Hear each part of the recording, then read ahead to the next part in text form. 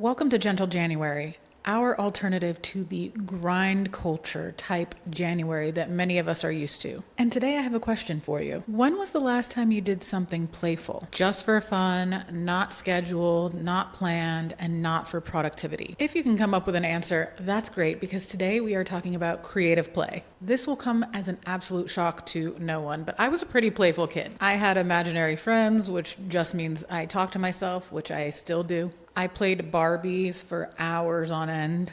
And when I graduated from Barbies, I went straight to playing The Sims. I also played with my neighbors and my cousins. We played board games and card games. And I did a lot of imaginary cooking in my grandma's backyard. This is a fun fact that has nothing to do with play, but did you know those beautiful decorative pepper bushes, the ones with like the red, purple, and green peppers on them? If you pick those and put them in your imaginary soup and then touch your face,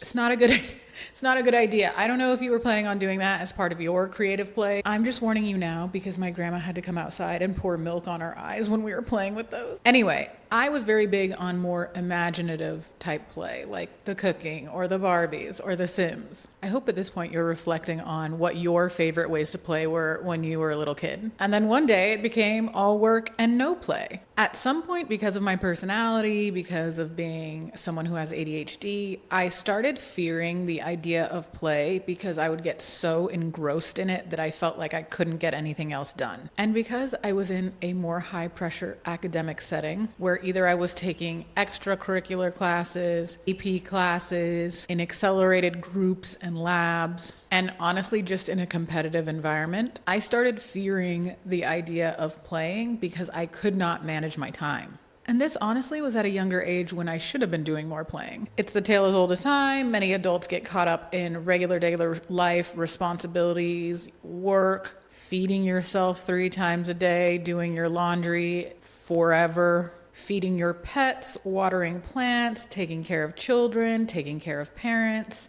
Whatever it is, there are a lot of responsibilities that can get in the way of play. Play is just not making the top of the to-do list for most of us. However, the human species in many ways has survived because of play, and it serves profound developmental and psychological functions at any age. Let's get into some of the pros of regular play. This one seems simple, but play helps relieve stress. Regularly playing can actually release endorphins. Those endorphins can help lower your cortisol and promote relaxation, which I don't think any of us would turn down at this point. And I know when we talk about exercise, we talk about endorphins, but this does not have to be super physical play. It could be doing a crossword puzzle, playing a board game. It could be shining and organizing your trinkets. It's more about doing something relaxing and enjoyable for you. Play can promote creativity and sharpen mental acuity. We've gone over mental health benefits this entire Gentle January, and play has even more of them. Similarly to what we discussed with handwriting versus typing in our journaling session, many forms of play involve the mental and physical working together, which promotes flexibility and can help improve and retain memory. And play can be great for social bonds. I am more of an independent play type of person, but playing with other people can help strengthen relationships. Playing as a duo or playing on a team can help strengthen your bond with those people and widen your social circle. Social play also increases tolerance and cooperation. And free social play can actually help curb aggression. I feel like at this point we could all use help curbing aggression. I'm just saying. So how do you do it? How do you play? Particularly as an adult. It's pretty easy to imagine age-appropriate play when it comes to children. There's entire books, magazines, articles. You could look it up right now on any social media and find some examples of age-appropriate play for your baby, your toddler, your kid, your teen. There's not as much information out there on age-appropriate play for grown-ups. At my big age, I am probably not going to get on a trampoline because I know way too much about trampoline statistics. If we ever had to play tag, it would be very slow because doesn't tag involve running? Thankfully, that is not what adult play needs to look like. Things like doodling, painting, crossword puzzles, cross-stitching, actual puzzles, playing with your trinkets, all of those things can be play.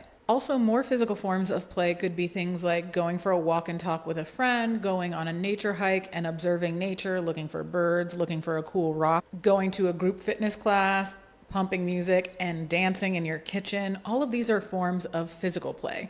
Currently, my favorite way to play, of course, is always going to be top tier moving my body with my fitness membership or going outside and walking around and looking for cats. Some other ways I've been incorporating play is actually playing with my cats in the house. They biologically need to play, and it's only in short spurts, like 5 minutes. But I also biologically need to play, so us playing together gets both of that out of the way. And then engaging with my partner's favorite form of play, which is art club. I go to art club and I make the ugliest things ever that I don't even want to show you, but I do it, and I pick up a colored pencil and I color a little bit and I yap. If it feels really hard to make time for play right now, you could always schedule it. And if that's not your style, which is not really my style, you could let play develop very naturally without passing judgment. So if you put on some music and you instantly feel like dancing, don't think of it as a waste of time and engage in that play to relieve stress and just have fun. And if you're feeling silly about play, you're feeling like you don't have the time, you have too many other things on your checklist, why not double dip? If you have the ability to do more physical types of play, like going on a walk, why not invite your partner,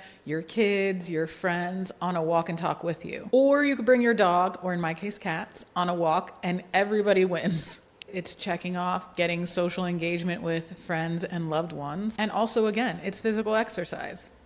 That's a triple dipper. I hope that's not copyrighted. Copywritten? Anyway, I hope if you've made it this far, you are thinking about ways that you have already been engaging with play and want to engage with play in the year of 2026 and beyond. Remember, it doesn't need to be that serious. It can evolve over time. Thanks so much for being here. Love you so much. Bye.